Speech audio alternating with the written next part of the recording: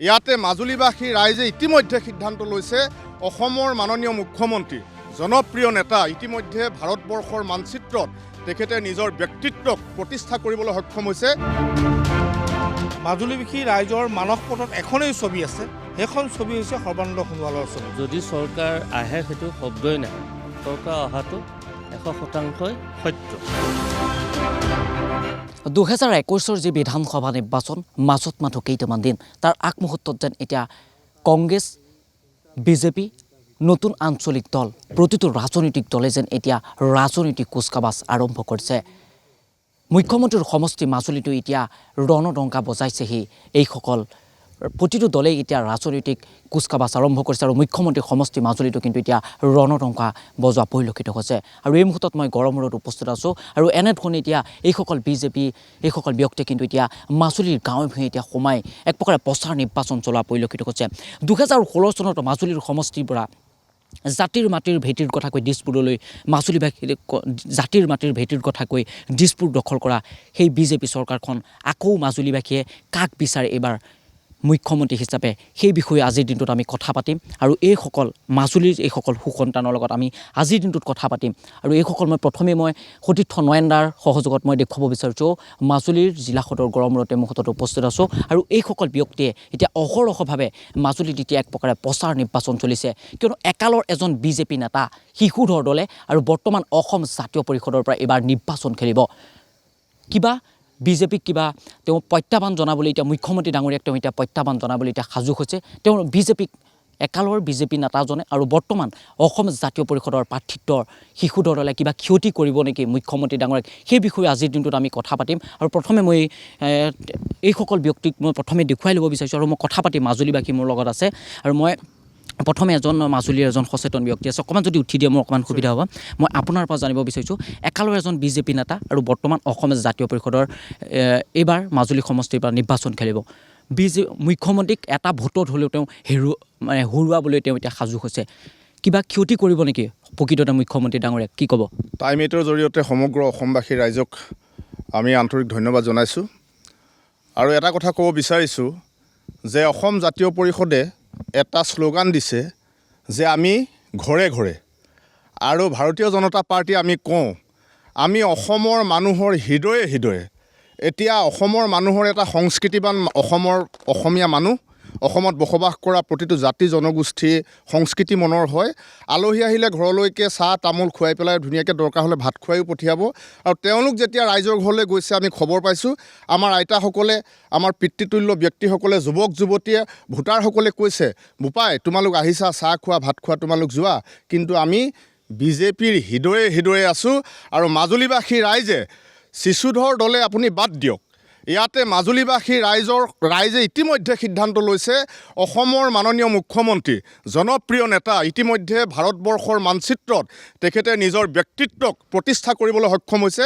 এইগৰাকী ব্যক্তিক বিধায়ক হিচাপে মাজুলীবাসী ৰাইজে পাই অত্যন্ত গৌৰৱ অনুভৱ কৰে আৰু সৰ্বকালৰ অভিলেখ ভংগ কৰি তেখেতে যি উন্নয়ন সাধন কৰিলে যোৱা প্ৰায় 4.5 বছৰত, যিহেতু ক'ভিডৰ সময়খিনিত কিছু উন্নয়নত স্থবিৰতা আহিছিল, ইয়াৰ জৰিয়তে প্ৰমাণ কৰিলে তেওঁ জন্ম মাজুলীত নহ'লেও মাজুলীবাসী ৰাইজে এজন মাজুলীৰ সুসন্তান হিচাপে, মাজুলীৰ সৰ্বশ্ৰেষ্ঠ মাজুলীয়ান হিচাপে ইতিমধ্যে স্বীকৃতি প্ৰদান কৰি অহা 21 চনৰ যি এই নিৰ্বাচনৰ 27 তাৰিখৰ দিনা ভোটৰ জৰিয়তে মাজুলীবাসী ৰাইজে 100% ভোটদান কৰি তেখেতক পুনৰ অসমৰ মাননীয় মুখ্যমন্ত্ৰীৰ আসনত অলংকৃত কৰিবৰ কাৰণে চূড়ান্ত সিদ্ধান্ত গ্ৰহণ কৰি থৈছে। ইয়াত আৰু কোনো বিৰোধীৰ ইছ্যু নাই, আমাৰো কোনো বেলেগ কৌশল নাথাকে। মই আপোনাৰ পৰা অকণমান জানিব বিচাৰিছোঁ, অকণমান যদি উঠি দিয়ে অকণমান সুবিধা হ'ব। 2016 চনত আপোনালোকৰ ইছ্যু আছিল যোৰহাট মাজুলী যিখন সংযোগী দলং। এইবাৰ 2021 আকৌ বিধানসভা নিৰ্বাচন, এইবাৰ ইছ্যু আপোনালোকৰ কি হ'ব? কিদৰে আপোনালোকে জনতাৰ মাজত সোমাই পৰিব? মাজুলীত জনাৰ্দনক একচুৱেলি এইবোৰ উদিবলগীয়া কাৰণেই নাই, কাৰণ মাজুলীত কি কৰিছে কি কৰা নাই সন্মানীয় আমাৰ বিধায়ক, আমাৰ চিফ মিনিষ্টাৰ সৰ্বানন্দ সোণোৱালদেৱে, কাৰণ মাজুলী ৰাইজে ট্ৰেংক কৰি পেলাইছে 100%। মাজুলীত ট্ৰেংক কৰি পেলাইছে 100%। আমি ভোট দি জয়যুক্ত কৰিম বুলি, কাৰণ মাজুলী ৰাইজে জানে, কাৰণ যিধৰণে আমাৰ সন্মানীয় সৰ্বানন্দ সোণোৱালদেৱে আমাক মৰম দিছে মাজুলীৰ ৰাইজক। মাজুলীৰ ৰাইজেও মৰম দিবৰ কাৰণে ৰাজি হৈ আছে। এনেধৰণে এতিয়া মুখ্যমন্ত্ৰীৰ সমষ্টি মাজুলীত এতিয়া এনেধৰণে নিৰ্বাচনৰ ৰণডংকা বজোৱা পৰিলক্ষিত হৈছে। অকণমান উঠি দিয়ে অকণমান সুবিধা হ'ব। যথেষ্ট মাজুলীৰ উন্নয়ন হৈছে। মাজুলীৰ এজন সচেতন ব্যক্তি হিচাপে বা আমি হয়তো স্বীকাৰ কৰিব লাগিব, স্বাস্থ্যকেন্দ্ৰত মাজুলীৰ 100খনৰ ঠাইত 200খন বিচনাযুক্ত আপোনালোকে চিকিৎসালয়লৈ উন্নতিকৰণ কৰিছে। কিন্তু বৰ্তমান চিকিৎসাৰ ক্ষেত্ৰত বা যদি আপোনালোকৰ চৰকাৰ আহে, ইয়াৰ পাছত আপোনালোকে কেনেধৰণৰ ব্যৱস্থা গ্ৰহণ কৰিব? আৰু যিখন দলঙৰ আপোনালোকে 2016 চনৰ বিধানসভা নিৰ্বাচনত আপোনালোকৰ ইছ্যু আছিল দলঙৰ ইছ্যু। এইবাৰ আপোনালোকে 2021 আকৌ বিধানসভা নিৰ্বাচন, 4.5 বছৰ পাৰ হৈ গ'ল। কিন্তু দলঙৰ মানে কাম বৰ্তমান সময়ত আৰম্ভ হৈছে।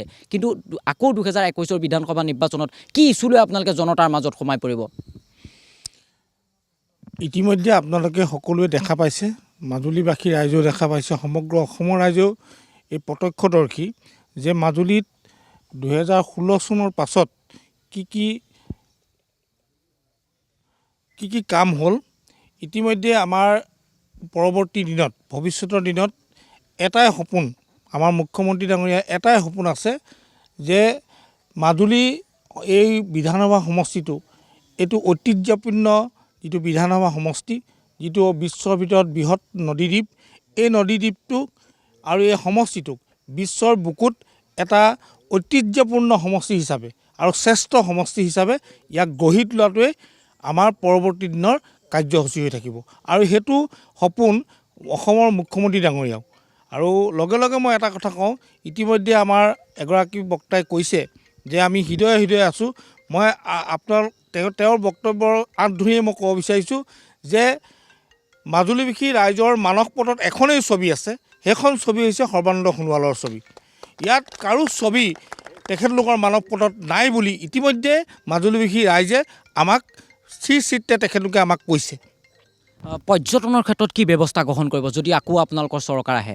চমুকৈ এজন মাজুলীৰ সচেতন ব্যক্তি হিচাপে জানিব বিচাৰিছোঁ। পৰ্যটনৰ ক্ষেত্ৰত মাজুলী চাওক, এটকা মহন্তৰ স্থল, সত্ৰীয়া সংস্কৃতি বা বিভিন্ন জাতি জনগোষ্ঠীৰ বা সংস্কৃতিৰ সমাহাৰৰ এই পুণ্যভূমি মাজুলীত ইতিমধ্যে হাজাৰ হাজাৰ সংস্কৃতিৰ বান বা ধাৰ্মিক বা বিভিন্ন প্ৰকাৰৰ পৰ্যটনৰ মানুহ মাজুলীলৈ আহে। আৰু এইখন চৰকাৰ নিৰ্বাচিত হোৱাৰ পিছৰ পৰা প্ৰায় 90 কোটি টকা খৰচ কৰি মাজুলীত ইনফ্ৰাষ্ট্ৰাকচাৰ ডেভেলপমেণ্টৰ পাৰ্টিকুলাৰলি এই পৰ্যটনৰ ক্ষেত্ৰত বিভিন্ন আঁচনি ইতিমধ্যে ৰূপায়ণ কৰা হৈছে। মাজুলীক সজাই পৰাই তোলা হৈছে। গ্ৰাম্য অৰ্থনীতি হওক, গ্ৰাম্য টুৰিজিম হওক, বিভিন্ন প্ৰকাৰৰ ৰিভাৰ টুৰিজিম হওক, বিভিন্ন প্ৰকাৰত ইতিমধ্যে কাম আৰম্ভ হৈছে। আপুনি এজন অন্ধ মানুহক যদি মাজুলীৰ বাট পথে এতিয়া খোজকাঢ়ি দিয়ে, তেওঁ খুপি ক'ব যে মাজুলীৰ ৰাস্তা পদূলি ভাল হ'ল। এতিয়া গতিকে সৰ্বতো প্ৰকাৰৰ উন্নয়ন হৈছে মাজুলীত। সকলো প্ৰকাৰৰ বিভাগৰে ইতিমধ্যে কাম কৰিছে। মাজুলীৰ অৰ্থনীতিত এটা সামগ্ৰিকভাৱে পৰিৱৰ্তন আহিছে। গতিকে এইখন চৰকাৰে মাজুলীক সকলো দিশৰ পৰা শ্ৰেষ্ঠ মাজুলী গঢ়িবলৈ ইতিমধ্যে প্ৰয়াস কৰিছে। যিহেতু এখন পিয়'ৰ অক্সিজেন পোৱা মাজুলী মুখ্যমন্ত্ৰী মহোদয়ে বাৰে প্ৰতি এই কথা কৈ আহিছে যে মাজুলীৰ যিটো জৈৱ বৈচিত্ৰ্য, এই জৈৱ বৈচিত্ৰ্যক সংৰক্ষণ কৰি মাজুলীৰ যিটো ইক' টুৰিজিম, এই ইক' টুৰিজিমটো ডেভেলপ কৰি যাতে এখন সুন্দৰ মাজুলী গঢ়াৰ প্ৰয়াস ইতিমধ্যে কৰি থকা হৈছে।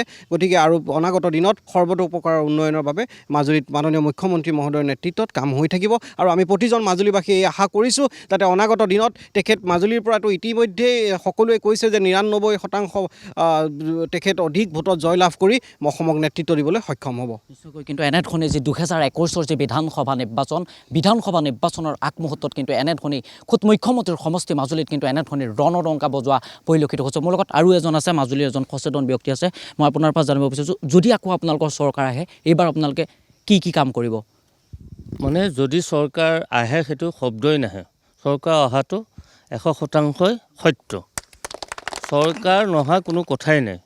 আৰু মাজুলীৰ পৰা যে আমাৰ বিধায়কগৰাকী জিকিব, এইটো চিৰন্তন সত্য। যিজন ব্যক্তিয়ে ভয় আৰু ভক্তিৰে অসমৰ সেৱা কৰিছে, মাজুলীবাসী ৰাইজৰ সেৱা কৰিছে, সদায় তেখেতে এটা কথাই কয়, অন্তৰত ভয় আৰু ভক্তিৰে সমাজৰ কাম কৰিবলৈ কৈছে। আৰু সেই আদৰ্শৰে অনুপ্ৰাণিত হৈ আমিও ভাৰতীয় জনতা পাৰ্টীৰ প্ৰতিজন কাৰ্যকৰ্তাই তেখেতৰ সেই বাৰ্তাটোলৈ আমি হৃদয়ত প্ৰতিষ্ঠা কৰি মাজুলী হৈ আমি কাম কৰিছোঁ। গতিকে ইয়াত কোনো প্ৰশ্ন থাকিবই নোৱাৰে। নিশ্চয়কৈ। মই আপোনাৰ পৰা জানিব বিচাৰিছোঁ, 2016 চনত আপোনালোকে দলঙৰ ইছ্যু লৈ আপোনালোকে জনতাৰ মাজত সোমাইছিল। এইবাৰ আপোনালোকৰ ইছ্যু কি হ'ব? চাওক, issue development is a continuous process. উন্নয়নৰ কোনো চূড়ান্ত পৰিসীমা নাথাকে। উন্নয়নটো এটা গতিশীল বস্তু, এইটো ধাৰাবাহিকতা থাকে। আৰু সেই ধাৰাবাহিকতা প্ৰতিটো বিভাগত ইয়াত মাজুলীত প্ৰত্যক্ষ কৰিব পাৰিছে, আপুনি নিজেও মাজুলীয়াল, গতিকে মাজুলীৰ বাসী হিচাপে আপুনি নিজেও জানে সেই কথাটো। গতিকে ইয়াৰ পৰিসীমাটো আৰু ডাঙৰ হ'ব, এইটো স্বাভাৱিক কথা। আৰু সেইকাৰণে মাজুলীবাসী ৰাইজেতো সিদ্ধান্ত লৈছে 100% ভোট দিব আৰু 100% ভোটেই মিত্ৰজোঁটক দিব আৰু তেখেতক আকৌ মুখ্যমন্ত্ৰী বনাব। এইটো গোটেই প্ৰতিজন মাজুলীবাসীয়ে সংকল্প লৈছে। নিশ্চয়কৈ ধন্যবাদ জনাইছোঁ। মই চমুৱাব বিচাৰিছোঁ আৰু এজন মই আপোনাৰ পৰা জানিব বিচাৰিছোঁ। 15 বছৰ শাসন কৰা মাজুলীৰ ৰাজীৱ লোচন পেগু আৰু একালৰ বিজেপি নেতা শিশুধৰ দলে আৰু যি নিৰ্দলীয় সেইসকল ব্যক্তি পদ্মেশ্বৰ দলে যদি আমি নাম ল'ব বিচাৰোঁ, সেইসকল ব্যক্তিয়ে মুখ্যমন্ত্ৰী সৰ্বানন্দ সোণোৱালক কিবা ক্ষতি কৰিব বুলি ভাবিছে নেকি? মই একেবাৰে নাভাবোঁ আৰু মাজুলীবাসীৰ ৰাইজেও একেবাৰে নাভাবে।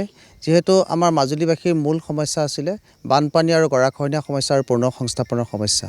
ইতিমধ্যে এই দুয়োটা সমস্যাতে আমি মাজুলীবাসীৰ ৰাইজে আমাৰ যিগৰাকী বিধায়ক অসমৰ মাননীয় মুখ্যমন্ত্ৰী মহোদয়ে এই দুয়োটা বিষয়ৰ ওপৰত যথেষ্ট তেখেতে গুৰুত্ব দি আজি মাজুলীবাসীক অন্ততঃ সুৰক্ষাৰ ক্ষেত্ৰত আৰু পুনৰ সংস্থাপনৰ ক্ষেত্ৰত আজি স্বাধীনতাৰ 70 বছৰ যিখন চৰকাৰ চলি আছিলে সেইখনে যিটো কৰিব নোৱাৰিলে, সেইটো আমাৰ অসমৰ মাননীয় মুখ্যমন্ত্ৰী তথা মাজুলী সমষ্টিৰ বিধায়ক সন্মানীয় সৰ্বানন্দ সোণোৱালে ইতিমধ্যে প্ৰতিপন্ন কৰিলে। মই আৰু এজন ব্যক্তি আছে দেউৰী স্বায়ত্তশাসিত পৰিষদৰ যিজন মুখ্য কাৰ্যবাহী মাধৱ দেউৰী। মাজুলীৰ যথেষ্ট উন্নয়ন হৈছে। আকৌ আপোনালোকে 2016 চনত আপোনালোকে বিভিন্ন ইছ্যুলৈ মাজত সোমাই গৈছে। আকৌ আপোনালোকে এতিয়া নিৰ্বাচনৰ বাবে আপোনালোকে ৰণডংকা বজাইছে। কেনেকুৱা পাইছে? 2016তকৈ এইবাৰ কিবা কিছু ব্যতিক্ৰম পাইছে নেকি?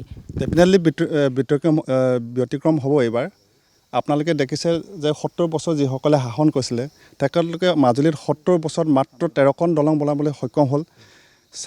5 বছৰত মাননীয় মুখ্যমন্ত্ৰী ডাঙৰীয়াই 50খন দলং বনালে, 540 কিলোমিটাৰ ৰাস্তা বনালে আৰু মাজুলীৰ এটোপাও গৰাখহনীয়া নোহোৱাকৈ আজি তাইকত সুৰক্ষিত মাজুলীখন চলি আছে। যে এইখিনি ইছ্যুলৈ আমি আগবাঢ়িম অনাগত দিনত। আশা ৰাখিছোঁ যে মাজুলীবাসীয়ে সম্পূৰ্ণ মুখ্যমন্ত্ৰী ডাঙৰীয়া পুনৰবাৰ মাজুলীৰ পৰা বিধায়ক হৈ অসমৰ মুখ্যমন্ত্ৰী পদত অধিষ্ঠ কৰিব বুলি।